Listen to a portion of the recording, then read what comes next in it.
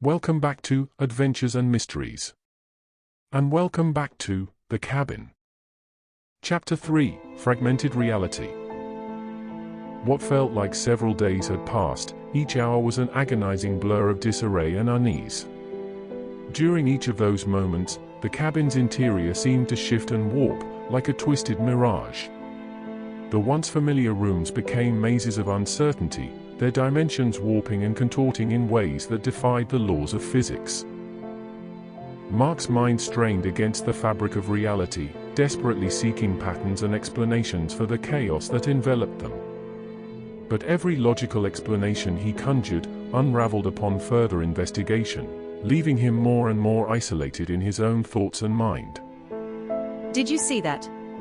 Sophie's voice trembled as she stared at her laptop screen, which displayed a jumble of code that seemed to pulse and writhe like a living entity. Alex's jovial demeanor had eroded, replaced by a quiet tension as he cooked meals that somehow appeared and disappeared on their own. I can't even control the food in this place, he muttered, his laughter now a distant memory. Olivia, the group's emotional anchor, found herself wrestling with her own empathy and fear. She listened to her friends recount their experiences, her heart aching for their suffering as the cabin's walls seemed to mock their very existence. The once clear boundaries between day and night blurred, as the cabin's atmosphere grew thicker with each passing hour. Whispers carried on the wind became sinister hisses that seemed to taunt them, and shadows morphed into phantoms that lingered just at the edge of.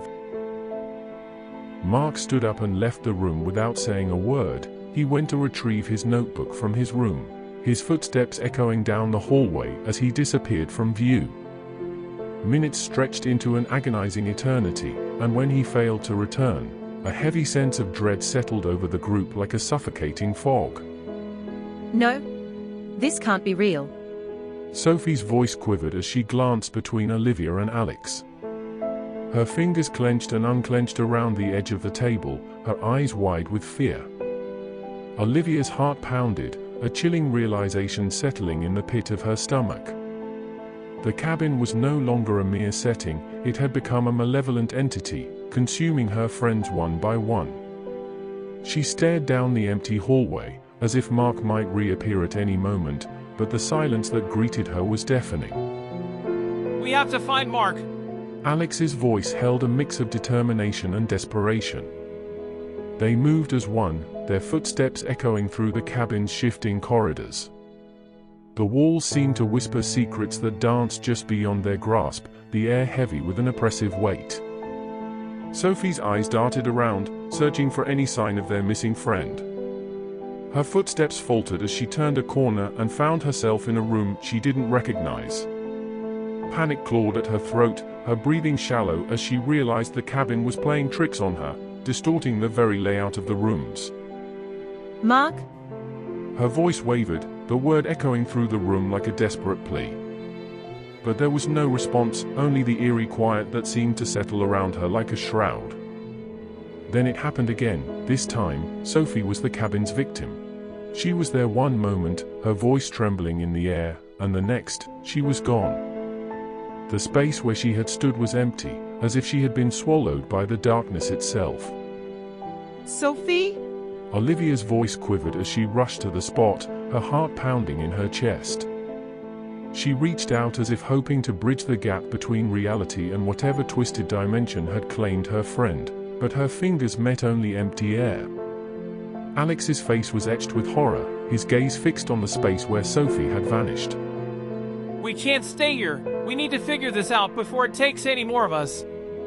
The cabin's walls seemed to pulse with a malevolent energy, its grip on their reality growing stronger with each passing moment. The friends were now like fragile threads unraveling in the face of an incomprehensible nightmare, teetering on the edge of a precipice they couldn't see. As they clung to each other, their resolve crumbled, leaving them adrift in a reality that had shattered into fragments. That is the end of the chapter. Thank you for listening.